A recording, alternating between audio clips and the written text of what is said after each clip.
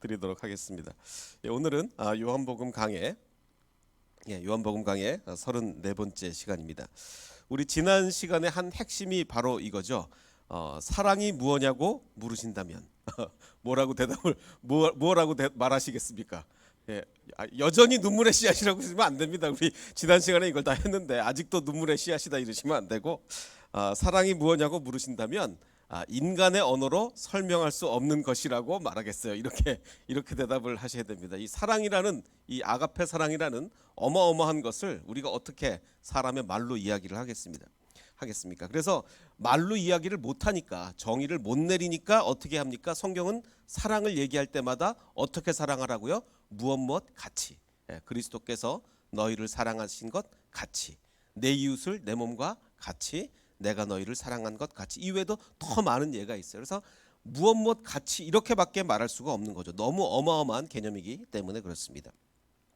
자, 지난 시간에 이제 제가 시편 82편을 말씀을 드렸습니다.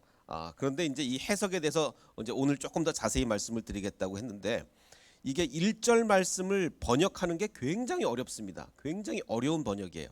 그래서 이 번역판마다 이야기가 좀 다릅니다. 우리가 현재 보고 있는 성경, 우리가 현재 보고 있는 한글 성경은 개역 개정 1절을 이렇게 번역하고 있습니다. 하나님은 신들의 모임 가운데 서시며 하나님은 그들 가운데서, 신들 가운데서 재판을 하신다. 아니, 하나님 말고 또 다른 신이 있습니까? 없습니까? 없는데 신들의 모임 가운데 서신다는 거예요. 그래서 이 번역을 그대로 우리가 해석을 하자면, 신들이 모여 있습니다. 그래서 하나님이 그 신들이 모인 곳에서 재판을 하십니다. 이렇게 굉장히 이상한 번역이 될 수밖에 없죠. 그리고 우리가 옛날에 봤던 성경 개역 한글판은 하나님이 하나님의 모임 가운데, 하나님이 회집하신 모임 가운데 서시며 재판장들 중에서 판단을 하신다. 재판장들이 모여 있는, 지금 개역 한글판에 의하면 누가 모여 있는 거예요? 판사들이 모여 있는 거예요. 근데 개역 개정판에 의하면 누가 모여 있는 겁니까? 신들이 모여 있는 거예요. 이렇게 달라요. 자, 그래서 개역 한글판에 의하면 하나님이 재판장들 집합, 그래서 재판장들을 집합시켰어요. 그래서 거기 모인 재판장들을 하나님이 혼내시는 거예요. 니네 재판 똑바로 못할래? 뭐 이러면서 이제 혼내시는 겁니다. 또 표준 새번역 성경은 이렇게 번역하고 있습니다. 하나님이 하나님의 법정에 나오셔서, 이번에도 신들입니다. 신들을 모아 들이시고 재판을 하셨다.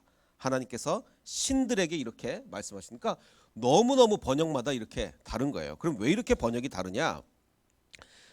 이 82편 1편을 히브리어로 이렇게 생겼습니다. 이렇게 이제 히브리어가 생겼는데, 그럼 도대체 이게 왜 이렇게 어렵냐? 이 엘로힘이라는 단어가 여러 번 나오기 때문에요. 이 엘로힘은 아시다시피 복수형입니다. 복수형. 엘로힘이 여기 한번 나오고, 여기 한번 또 나오고, 그 다음에 단수형으로 엘이라는 단어가 나옵니다. 엘은 단수고 엘로힘은 복수예요. 자, 그럼 우리가 흔히 알듯이 엘로힘 하나님인데, 하나님 뭐 이렇게 복수 단수가 3번이나 나오는데, 이거를 그래서 직역을 하자면 이렇습니다. 엘로힘이 엘의 모임 가운데 서서 엘로힘을 심판하신다. 이렇게 너무너무 어려워요. 그래서 도대체 이거를 어떻게 번역하느냐? 문제는 엘로힘이 뭐냐는 거죠. 자, 이 말이 맞을까요? 안 맞을까요? 하나님의 이름은 엘로힘이다. 엘로힘은 하나님의 이름이다. 맞습니까? 틀립니까? 아니에요. 하나님의 이름은 여호와다, 야훼다. 이거는 맞습니다. 그러니까 하나님의 이름은 엘로힘이다. 아닙니다. 하나님의 이름은 여호와다. 맞습니다. 이게 왜 그렇죠? 우리는 옛날부터 엘로힘 하나님의 이름이라고 들었는데, 아니요. 엘로힘은 하나님의 이름이 아니라 신이라는 뜻이에요. 신. 그래서 엘로힘은 하나님만 엘로힘이라고 부르지 않습니다. 성경에 보면 대표적으로 우상들까지 엘로힘이라고 그래요. 우상들. 신이면 다 엘로힘입니다.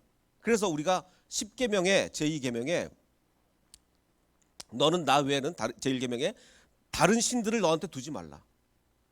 10계명에 다른 신을 너한테 내 앞에 두지 말라 그러는데, 다른 신을 얘기할 때 누구를 얘기해요? 엘로힘. 다른 엘로힘을 내 앞에 두지 말라. 우상들도 다 엘로힘이라고 부릅니다. 다시 말해서 영어의 대문자 갓도 엘로힘이고 소문자 갓도 엘로힘이에요. 그러니까 엘로힘은 절대로 하나님의 이름이 아닙니다. 그냥 신이라는 뜻이에요. 그래서 근데 단순히 신이라는 뜻을 넘어서 권력자를 다 엘로힘이라고 부릅니다.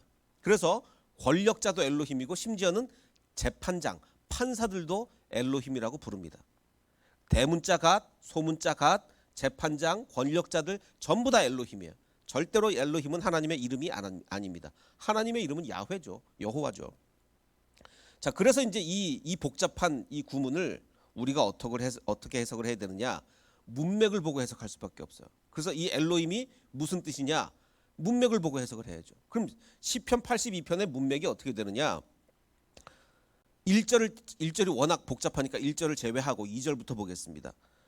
너희가 이렇게 불공평한 판단을 하며 악한 사람 봐주기를, 악인의 납보기를 도대체 니네 언제까지 하려고 그러느냐?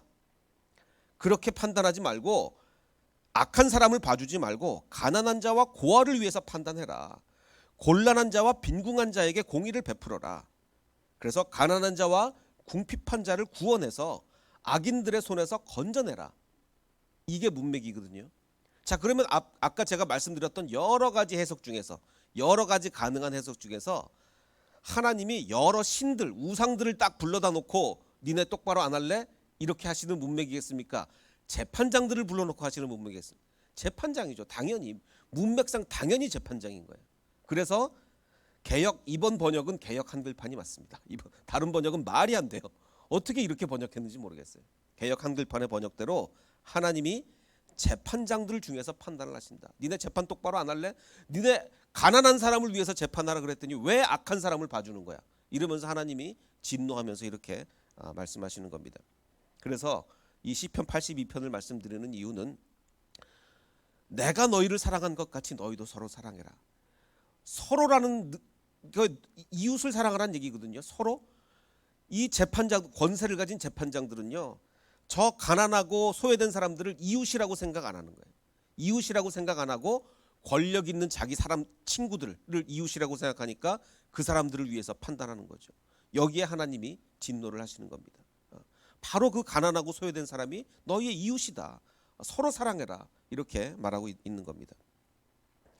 그 얼마 전에 미국의 그 MBC 뉴스에 좀 특이한 뉴스가 하나 나왔습니다. 어떤 뉴스냐면 이 공화당 그 국회의원인데 마스크를 안 끼겠다는 거예요.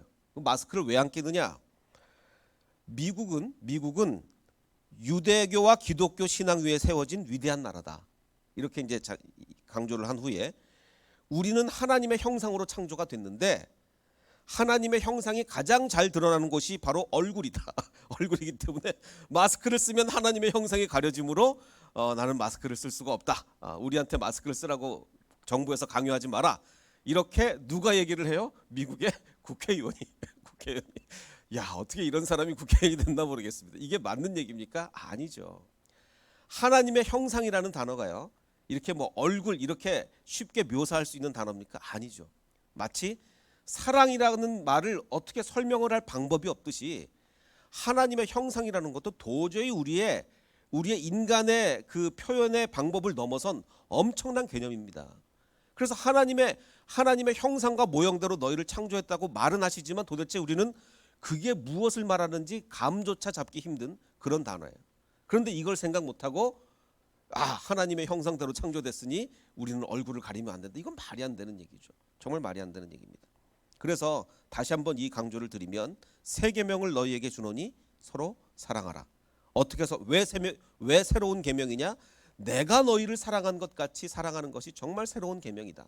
사랑이라는 건 너무 어려운 개념이라서 나는 이렇게밖에 표현할 수 없다. 내가 너희를 사랑한 것 같이 서로 사랑하라. 그래서 너희가 서로 사랑하면 이로써 모든 사람이 너희가 내 제자인 줄 알리라. 우리가 예수 그리스도의 제자인 줄을 어떻게 사람들이 예수님의 제자구나 어떻게 알게 됩니까?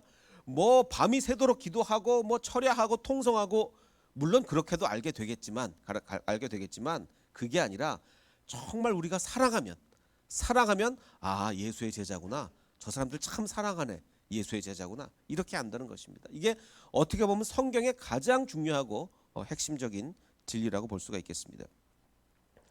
자, 오늘부터 이제 더 좀 진도를 좀 나가 보자면 그 인류 역사사상 가장 위대한 스승이 누구겠습니까?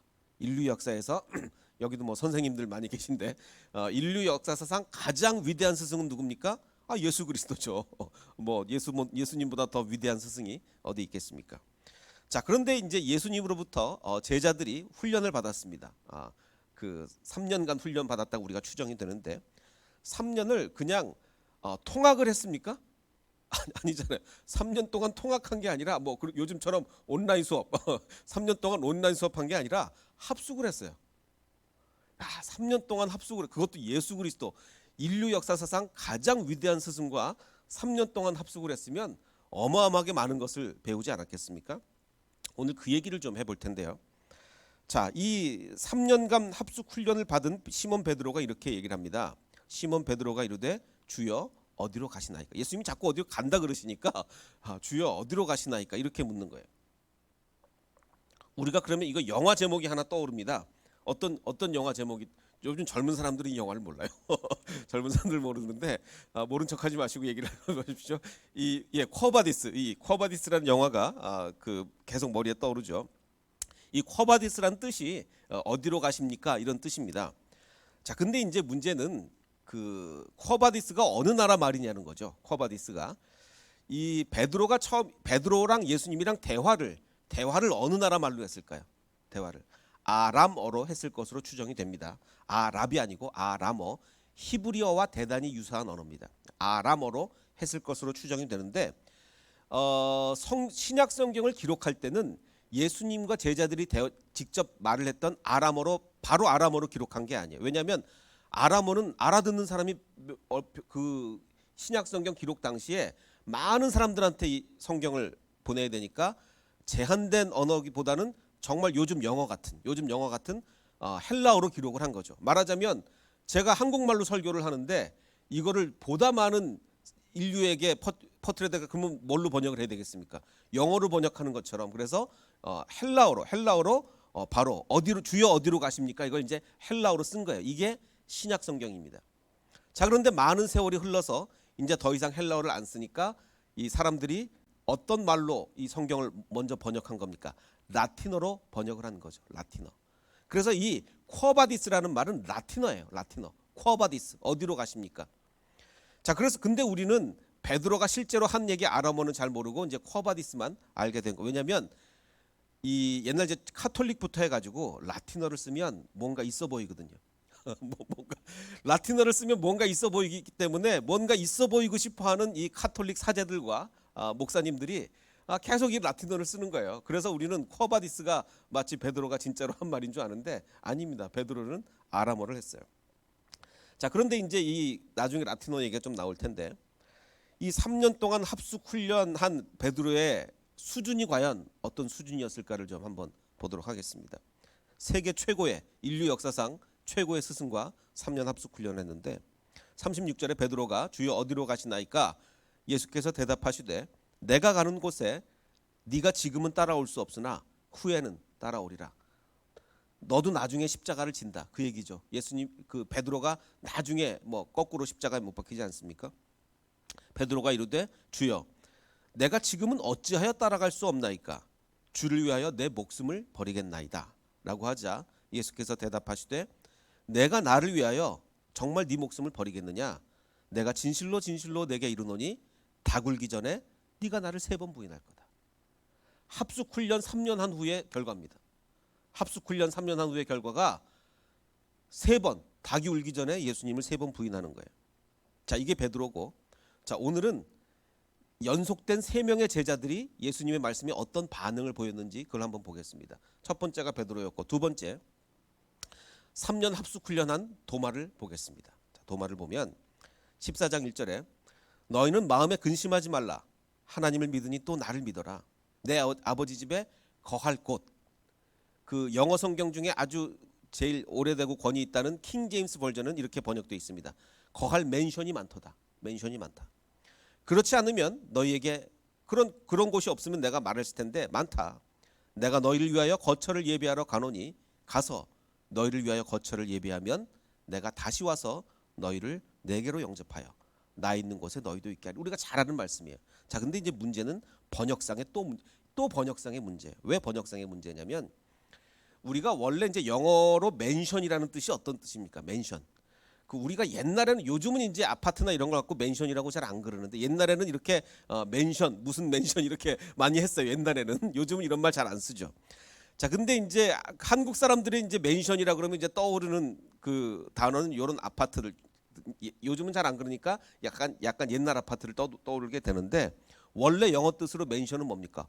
어마어마한 대저택을 맨션이라 그러죠. 웬만한 주택은 맨션이라고 못 그럽니다. 어마어마해야 이제 맨션이라 그러는데 자, 그래서 이제 서양 사람들 머릿속에는 어떤 내용들이 있습니까?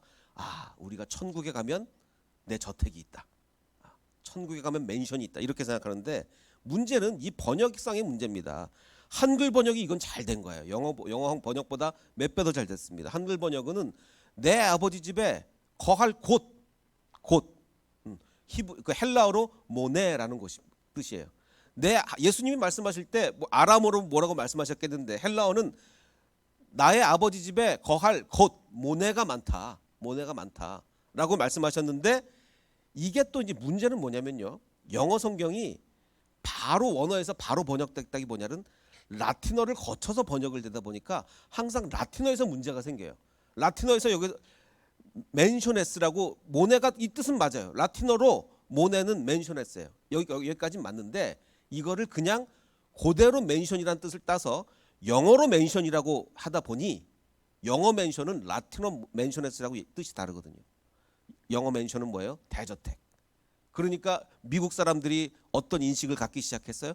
아, 천국에 가면 내 맨션이 있대. 이 땅에는 내 맨션이 없는데 이 땅에는 내가 지금 그 월세 살고 있는데 천국에 가면 의리의리한 내 저택이 있대. 이렇게 잘못 이해를 하게 된 거죠. 물론 천국에 가면 뭐 맨션보다 더 좋은 곳이겠지만 어쨌든 인식이 그렇게 된 거예요. 그래서 사실은 NIV는 번역을 잘했어요. rooms, 내 공간이 있다. 이렇게 이제 번역을 했습니다. 그래서 문제는 내 아버지 집에 거할 맨션이 많도다. 이건 잘못된 이해란 얘기죠. 이거를 바탕으로 많은 이단들이 생겨나기 시작했습니다. 우리가 잘 아는 대로 내가 본 천국 이 책을 보신 분 계십니까? 내가 본 천국. 저도 옛날에 대학 다닐 때인가 읽었거든요. 뭐 엄청난 한국에 어마어마한 열풍이 불어닥쳤습니다. 80년대 후반에 그 한국을 이분이 방문해서 엄청난 종말론 돌풍을 일으켰는데 자기가 천국 갔다 왔다 이러면서 천국에 갔더니 뭐더라? 어마어마한 맨션 공사가 일어나고 있더라. 한 사람 앞에 하나씩 맨션을 다 주기 위해서 그러니까 이 킹제임스 버전만 보고 뭔가를 잘못 해석해가지고 천국 갔다 오지도 않아 놓고 이제 막 얘기를 하는 거예요. 다 사귄 거 밝혀졌습니다. 이 사람 완전 사기꾼이에요. 천국에 가니 맨션 공사가 뭐 엄청나게 공사 중이더라. 천국 가니까 보석을 찍어내는 공장이 있더라. 뭐 이러면서 뭐 이제 막 얘기했는데 이분을 초대한 사람이 한국으로 초청한 사람이 누구냐? 이초석 목사의 부인이에요. 이초석 목사의 이제 부인이 이분을 초대해가지고 결국 이분의 이 책 말고 또 다른 책이 있는데 그 책을 누가 번역을 했느냐? 이 사람이 왔다 간 결과 생겨난 게 바로 다미선교예요. 다미선교회. 9월 28일 날 예수님 오신다. 그때 난리가 났었잖아요. 1992년이었나요? 뭐 한국이 완전 뒤집어졌죠. 그래서 그 이장림 목사가 이분 책을 또 번역을 100가지 천국의 비밀 이러면서 이분 책을 번역. 그러니까 이분이 이제 한국의 많은 이단을 낳는데 아주 큰 역할을 한 사람입니다. 뭘 잘못 생각했어요? 맨션이 그 맨션이 우리가 생각하는 그 대저택 맨션이다 뭐 이러면서. 사실 이분은 천국에 갔다 온 사람이 아니죠. 사실 어떻게 보면 성경에 정말로 천국에 갔다 왔을 법한 한 사람을 뽑으라면 예수님 말고 사람으로서 우리 인간으로서 천국에 정말 갔다 왔을 법한 갔다 왔는지 그러니까 죽어 있는 기간에 천국을 갔다 왔는지 그냥 죽어만 있었는지 잘 모르겠지만 만약에 죽어 있는 동안에 천국에 갔다 왔다면 가장 천국에 갔다 왔을 법한 사람이 한 명이 누굽니까? 나사로죠. 나사로. 그런데 제가 그때도 말씀드렸지만 나사로의 누이 마르다는 성경에 대사가 얼마나 많은지 몰라요. 대사가 많아요. 근데 천국에 갔다 온 나사로는 성경 전체를 통틀어서 대사 한마디도 없죠. 진짜 천국에 갔다 온 사람은 말을 안 해요. 말을 할 수가 없죠. 말로 설명이 되겠습니까? 사실 성경에 보면요. 천국에 대해서 언급한 구절이 별로 없습니다. 왜? 그걸 어떻게 말로 합니까? 천국을. 말로 못하죠. 사랑도 제대로 표현 못하는데 우리가 어떻게 말로 합니까? 그래서 이 천국의 맨션이라는 것은 사실 라틴어 번역의 해프닝이에요. 라틴어 번역을 그대로 영어로 갖고 오면서 이런 해프닝이 벌어진 거죠. 누구도 가보지 못한 곳인데 이 언어로 표현할 수 없는 그곳에 대한 이야기입니다. 자, 근데 제가 지금 우리가 도마 얘기를 하고 있었어요. 지금 얘기가 한참 지금 딴 데로 갔다 와가지고 제가 설교 준비하다가 이거 다시 우리 교인들이 무슨 얘기 하는지 잊어버렸을 것 같다 그래가지고 요거를 삽입을 하고 있었습니다. 우리가 지금 도마 얘기를 하고 있었어요. 자, 이제 예수님이 도마에게 이렇게 얘기를 하십니다. 내가 어디로 가는지 그 길을 너희가 안다. 니네 지금 나랑 3년을 다녔는데 3년 동안 니네 합숙 훈련했는데 내가 지금 어디로 가는지 니네가 당연히 알겠지. 길을 너희가 아느니라. 그러자 도마가 뭐라고 얘기했는지가 중요합니다. 예수님이 니네 지금 너희랑 3년 합숙 훈련했는데 내가 가는 길을 너희는 알고 있다라고 얘기하니까 도마가 주여 어디로 가시는지 우리가 알지 못합니다. 라고 얘기합니다. 이게 3년 합숙 훈련의 결과예요. 예수님이 니네는 안다라고 했는데 우리는 모릅니다.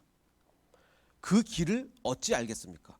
어디로 가시는지도 목적지도 모르는데 길을 어떻게 합니까? 목적지를 알아야 뭐 그 다음에 길도 알고 할 텐데 어디로 가시는지도 모르는데 우리가 그 길을 어떻게 알겠습니까? 바로 이 질문에 대한 대답으로 예수님이 그 유명한 말씀을 하신 겁니다. 내가 곧 길이요 진리요 생명이다. 내가 3년 동안 따라다니면서 그것도 모르냐?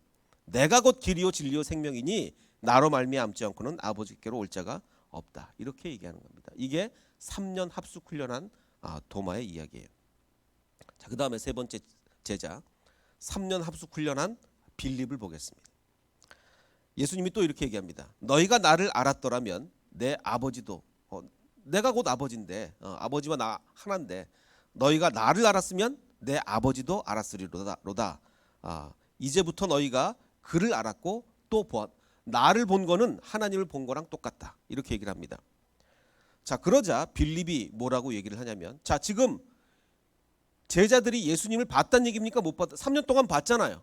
그럼 예수님을 봤으면 뭘 본 거랑 똑같다? 하나님을 본 거랑 똑같다. 이렇게 지금 얘기를 하고 있습니다.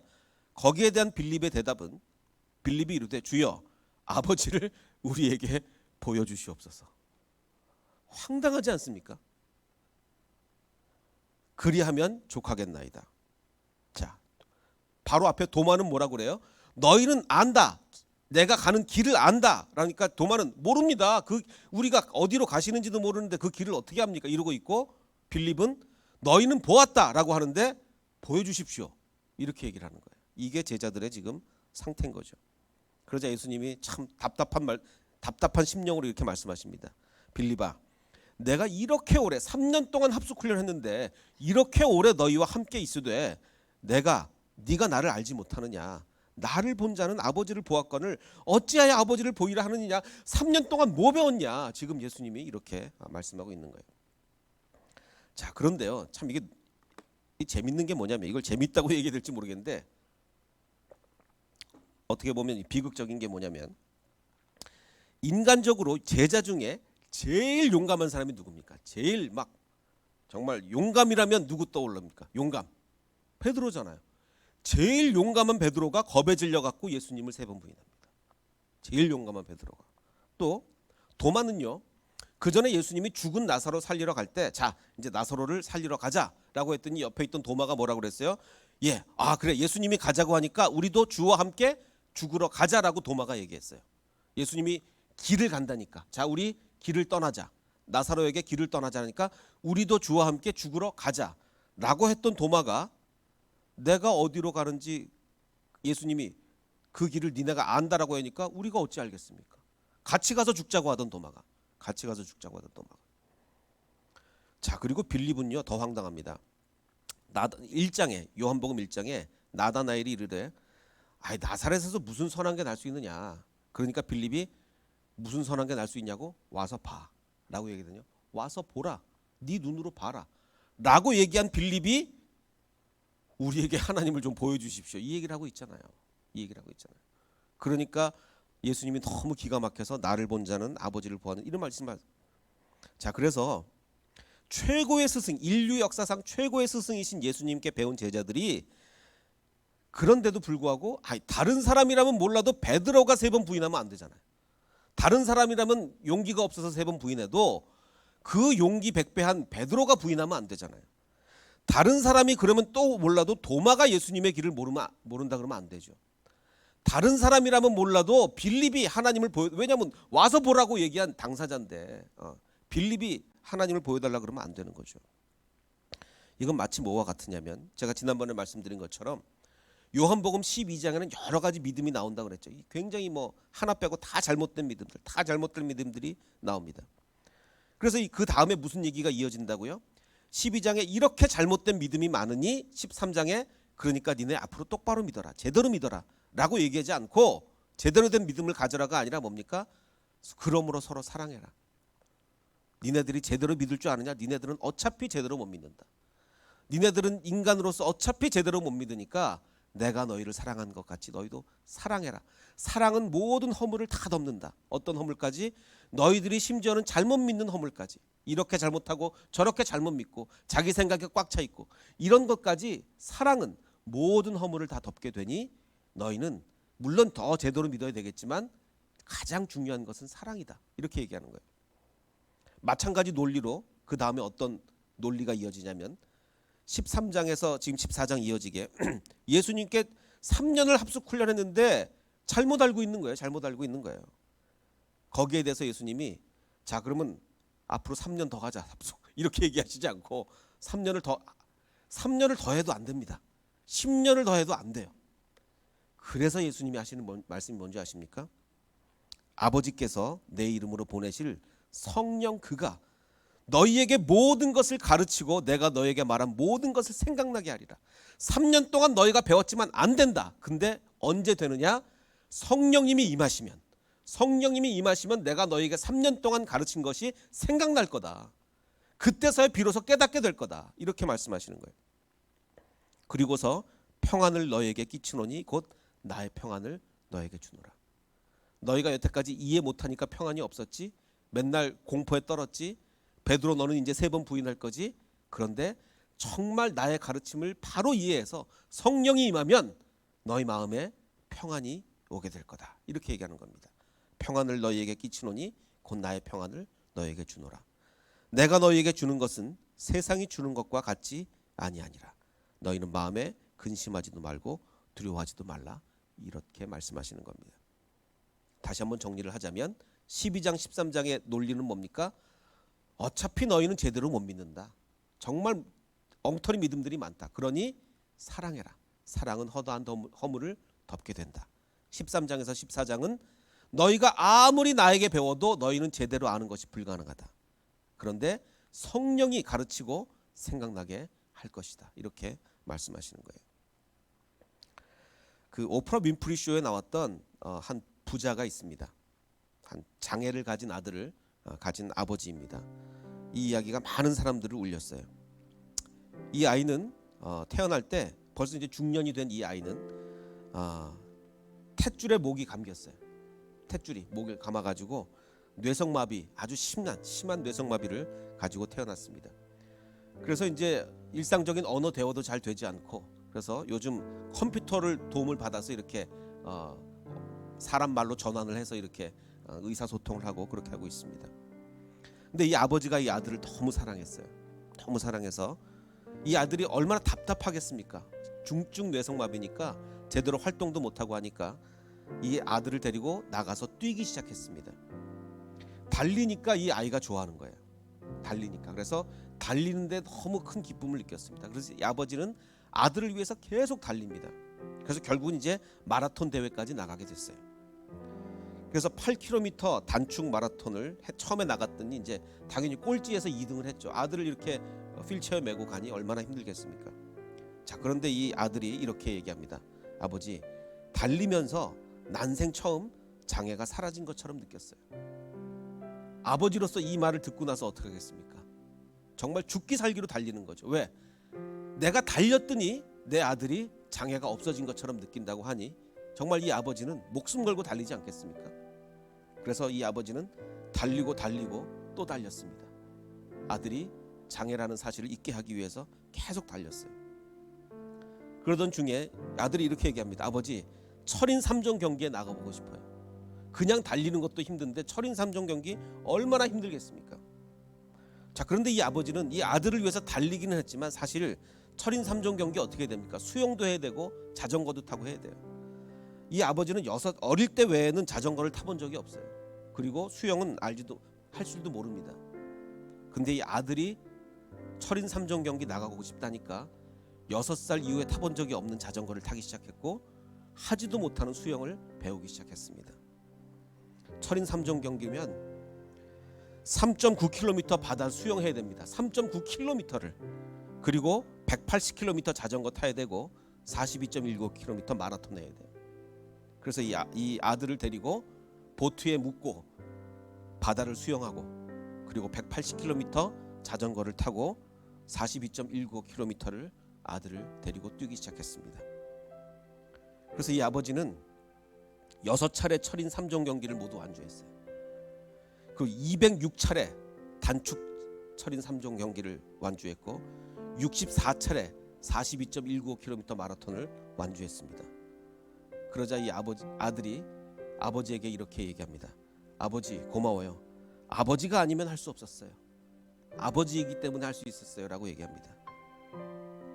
그런데 저는 이 아버지의 대답에 너무 가슴이 메었습니다. 이 아버지가 이렇게 대답을 합니다.